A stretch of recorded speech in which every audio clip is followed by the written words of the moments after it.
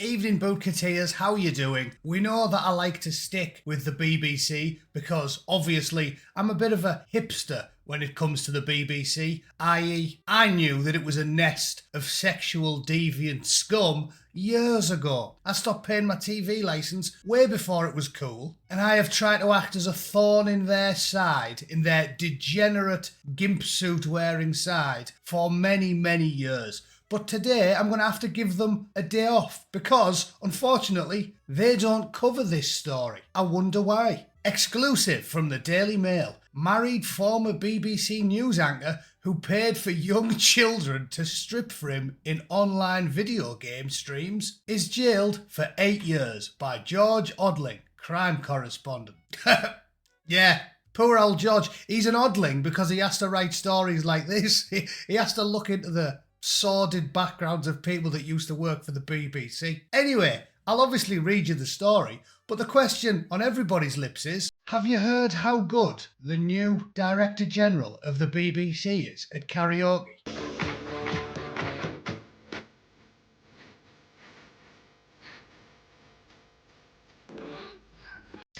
He's got rhythm, I'll give him that.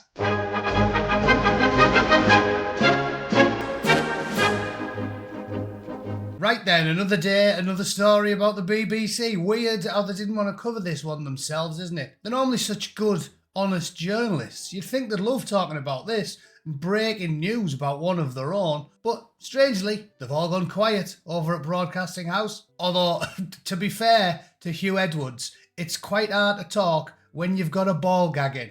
A former BBC news anchor spent more than 5 years paying Filipino children as young as 9 to strip for him online. Married ex-Tokyo correspondent Duncan Bartlett would ask children and their parents about their schoolwork as he directed them to carry out sexual acts, a court heard. Just think, we thought Mick Philpott was a bad parent. I mean, at least he accidentally set all of his kids on fire. Didn't do it on purpose, did he? Sounds like these Filipino parents are even worse than Mad Mental Mick. Also, as an aside, why is there so many adverts on the Daily Mail website? Getting 30 seconds of footage off the Daily Mail website nearly caused my mouse to burst into flames. I've clicked the ever-loving shit out of it. The 58-year-old university research associate and expert on Asia paid an average of £25 for a live screening involving children between the ages of 9 and 16. Yeah, he's an expert on Asia, all right. An expert at looking at Asian kids' lungs through their rear aperture. Among his requests to the people running the 6 shows, often parents of the children were to engage in live breastfeeding and go slowly and gently so he could have more time to enjoy the show, prosecutors said. Ding, ding, ding, ding, we have a winner, we have a winner. I've been saying for years I didn't think that I'd come across anyone more perverse than old Hugh there at the BBC, but it didn't take long for the record to get broken, because this bloke sounds like he's completely off his box. I can't believe what I'm reading. What do you get out of that? This fella sounds like he's such a pervert that if Michael Hutchins opened his laptop, he'd go, "Way, steady on, fella." I mean, I might be into autoerotic asphyxiation whilst lowering myself onto a vase, but there's some things I'll draw the line at, fella. Bartlett, the editor of a magazine named Asian Affairs and a former research associate at SOAS China Institute, admitted 35 child offences and was today jailed for 8 years. 8 years. Unbelievable. The former BBC World Business Report host pleaded guilty to 20 counts of causing children to engage in the obvious, 10 of paying for sexual services, and 3 of making indecent images of kids, 2 of encouraging the commission of offences. He's got a rap sheet longer than the Elephant Man's chopper. The charges related to offending from between 2017 and 2022, but financial records and his own admissions indicate he's been up to it since at least as far back as 2012. All jokes aside, right, I am a centrist chap when it comes to crime and punishment. I've always said this: if you can understand a cause and effect, like, for example, a smackhead burgling someone's house because they're addicted to smack, right? If you get them off the smack, it is possible to get these people help and assistance and have them become decent, contributing members to society. If there's a cause and an effect, then I fully agree with rehabilitation, not punishment, rehabilitation. But, and it's a big but, if your brain is broken because you are such a sex pest, you get off on absolute depravity. What's the point? What's the point? The hippies always say, oh, it's not about punishment, it's about rehabilitation. And then they get someone like Ian Huntley, or the worst type of criminal deviant. And when they get jailed forever, like a full life term, then they brag about a full life term and they go, yeah, full life term. So you're contradicting yourself, aren't you? It is about punishment if you're going to brag about a full life term. A glaring contradiction.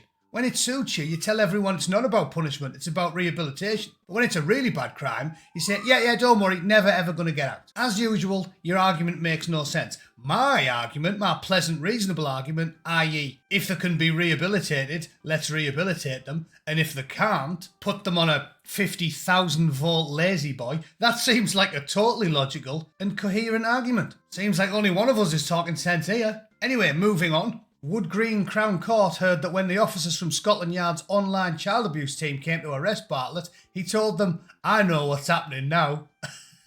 Yeah, I bet he did. But what they didn't mention is the paraphrasing. What he actually said was, because he was obviously wearing his gimp mask as the armed police kicked his door off its hinges. Detectives found almost 6,000 images, numerous chats, repeated references to how young the kids were. Oh my God. Is there any need to carry on? No, I don't think so. There isn't, is there? It's not funny anymore. It's the BBC, of course. Of course, he's the worst type of depraved criminal sex pest. Of course he is. He works for the BBC. This is an institution that purposely hid endemic grooming for 30 years, torturing kids, and they hid it from the public. And don't even start me on Jimmy, Uncle Jimmy. I don't even need to go there or mention Hugh or any of the rest of it. The entire organisation is a nest of depravity. I can't believe the general public have allowed it to stand. It's a national embarrassment.